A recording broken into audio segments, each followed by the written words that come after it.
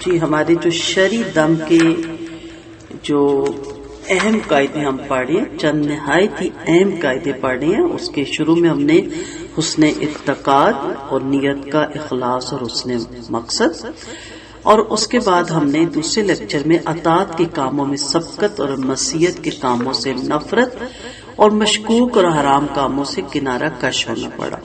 اسی طرح مالج اللہ تعالیٰ کی جانب دعوت دینے والا ہوں، اور پھر مریض کے اسرار اور رموز کو پردہ اخفا میں رکھے۔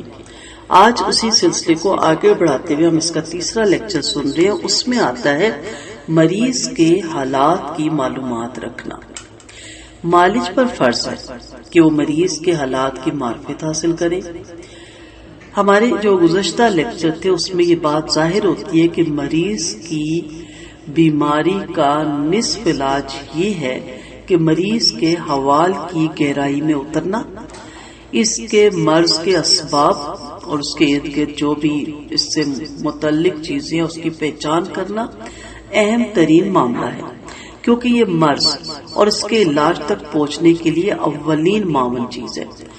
معرفت حوال، اس کے بہت سے طریقے ہیں جس سے حاصل کی جا سکتی ہے۔ سب سے پہلی چیز اللہ سے دعا کرنی چاہیے، فراست سے مریض کے حالات معلوم کرنا، جیسا کہ امام رازی نے اس کی تعریف کرتے ہوئے فرمایا، فراست سے مراد مریض کے ظاہری حوال سے باطنی اور اندرونی عادات اور اطوار پر معلومات حاصل کرنا۔ وہ آپ جب گفتگو کرتے ہیں، بات کرتے ہیں، کچھ سوالات کرتے ہیں تو کافی حد تک اللہ تعالیٰ آپ کی رہنمائی کرتا ہے، لیکن اس سے پہلے ہم نے 6 پوائنٹ پڑھے، وہ مالج کے اندر ہونا ضروری ہے۔ اللہ تعالیٰ کا فرمان ہے سورۃ حجر میں 75 آیت میں، ان فی ذالک لآیۃ للمتوسمین، بے شک اس میں البتہ نشانیاں پہچاننے والوں کے لیے۔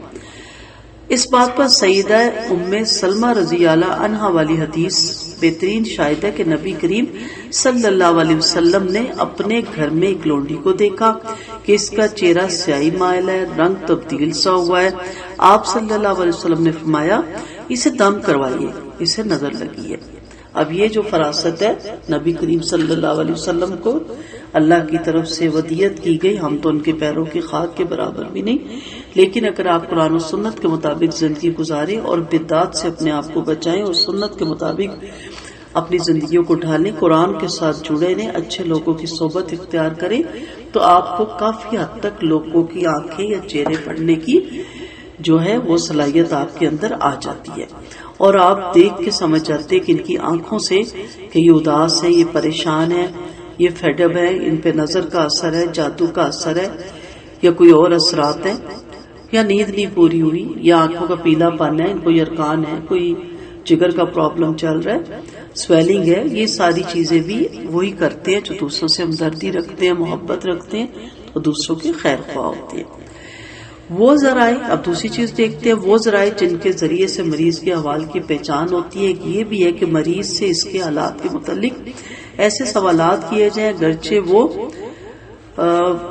آئیں بائیں شائیں کرے، مگر وہ علامات کے طور پر معتبر اور اس کے مریض کی حالت واضح کرتے ہوں۔ اس طرح مریض کے گھر والوں سے بھی مریض کے حالات دریافت کرنے چاہیے، یعنی مریض سے جب آپ پوچھیں گے تو کوشش کرے گا صحیح بات نہ بتاؤ، لیکن آپ نے اس میں سے آخذ کرنا ہے مسئلہ۔ پھر اس کے گھر والوں سے بھی دریافت کریں، کیونکہ یہ بھی مالج کے لیے بعض معاملات میں معاون ثابت ہوتے ہیں، اور اس کے لیے جو گھر والے ہیں اس کو علیحدہ سے بٹھا کے یہ پوچھا جائے۔ جی، اس کے بعد ان اسباب میں سے ایک تجربہ اور آزمائش بھی ہے۔ یہ مریض کے مرض کی حالت کی پہچان میں بہت زیادہ اثر رکھتا ہے۔ آپ جتنا زیادہ لوگوں کو دم ڈالتے ہیں یا دم کروانے لے کے جاتے ہیں تو اس سے بھی کافی حد تک آپ کو پہچان ہو جاتی ہے۔ میڈیکل کا شعبہ دیکھ لیں، جب ہم بہت سے لوگوں کو اگر ڈاکٹر کو چیک کراتے ہیں، ڈاکٹر کے پاس آپ زیادہ بیٹھتے ہیں یا میڈیکل پروگرام آپ زیادہ سنتے ہیں تو کافی بیماری کی تشخیص آپ خود بھی کر لیتے ہیں اور پہچان ہو جاتی ہے کہ اس کو فلاں ڈاکٹر کے پاس لے کے جائیں، اس کا یہ مسئلہ نہیں، یہ ہے، اور آپ اس کو فلاں جگہ لے کے جا رہے ہیں جو کہ غلط جگہ ہے، تو آپ صحیح ڈائگنوز کر لیتے ہیں۔ تو اسی طرح جب آپ دین کی راہ میں چلتے ہیں تو آپ بھی فوراً ڈائگنوز کر لیتے ہیں۔ شاید میں نے اپنی ایک کلاس میں یہ ذکر بھی کیا تھا کہ اسی طرح ایک خاتون کا میرے پاس کسی کے تھرو مسئلہ آیا. میں نے ساری بات سن کے کہا کہ اس کو علیحدہ بٹھائے، اس سے پوچھے کہ اس کو یہ تو نہیں اس کے گھر میں پریشانی. تو وہ خاتون کہتی ہے نہیں میں ان کو قریب سے جانتی ہوں، ماشاءاللہ ان کے گھر میں یہ ہے. میں نے کہا میں جو آپ سے کہہ رہی ہوں بس آپ یہ جا کے کر لیں. انہوں نے واقعی ایسا کیا اور انہوں نے وہی چیزیں بتائی جس کی طرف میرا دھیان تھا. اس نے آ کے کہا کہ ہاں وہی باتیں نکلی جو آپ نے کہا تھا. تو بڑی حیران ہوئی کہ آپ کو کیسے پتا چلا، آپ تو اس کو جانتی بھی نہیں اور میں اس کو آگے سے جانتی ہوں اور میں اتنی دور سے آپ کے پاس آئی. تو میں نے یہی بتایا کہ کافی مسئلے خواتین کے ملتے جلتے ہوتے ہیں، کافی مسئلے بچوں کے آپس میں ملتے جلتے ہوتے ہیں، اور ضروری نہیں کہ سارے مسئلے جنات کے ہوں اور شیاطین کے ہوں.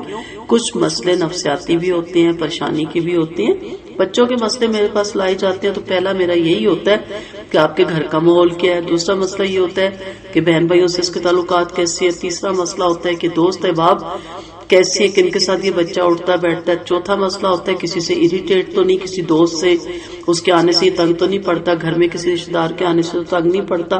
پھر چھٹا میں سوال یہ کرتی ہوں کہ اسکول میں ٹیچرز کے ساتھ کیسے اس کے تعلقات ہیں. ٹیچرز کو دیکھ کے یہ خوش ہوتا ہے، بچے کو پیار کرتی ہے یہ کچھ.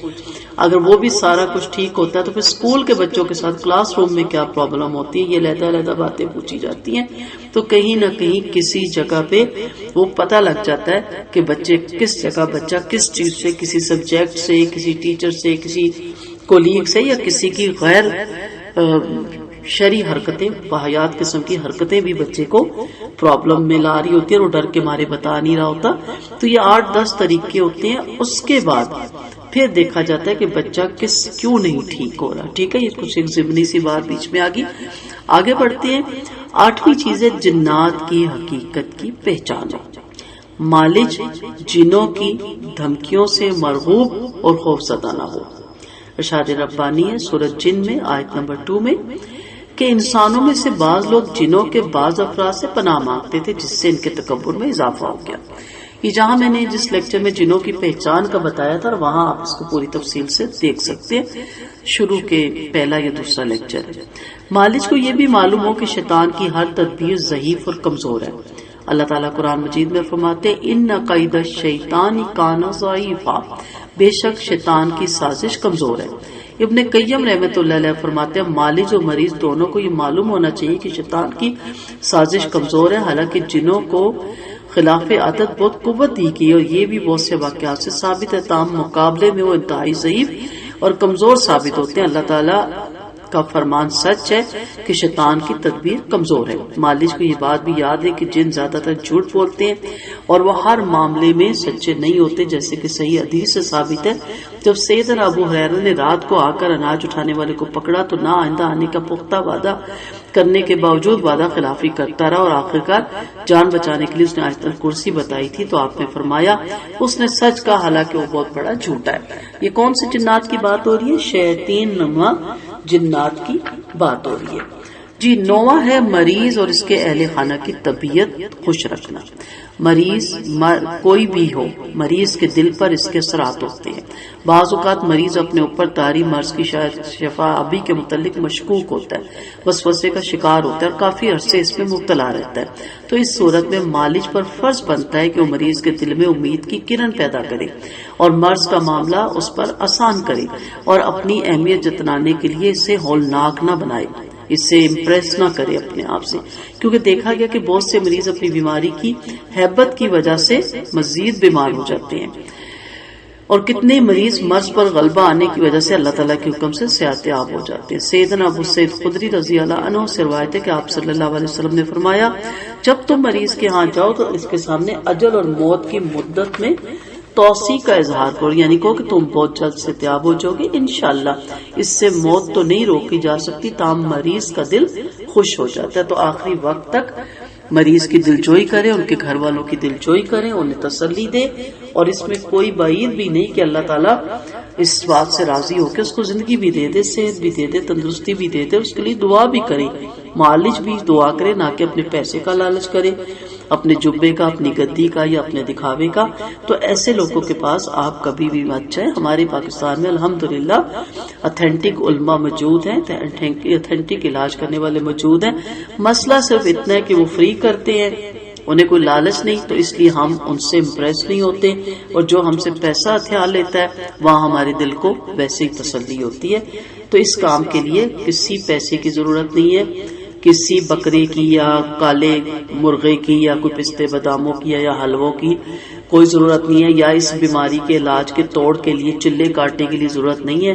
پہلے یہ کہتے ہیں کہ جی ہمیں چلہ کاٹنے کے لیے دن چاہیے، ہم آپ کے لیے چلہ کاٹیں گے، بڑی آپ کو ہم سے ہمدردی ہے جی، اور اس کے بعد پھر چلہ کاٹنے کے لیے ہم سے 5، 10، 15، اور میری ایک جاننے والی نے کہا 1 لاکھ بھی مانگا گیا، اور انہوں نے کہا کہ اس وقت میں پریشان ہو گئی کہ اب میں 1 لاکھ کہاں سے لے کے آؤں۔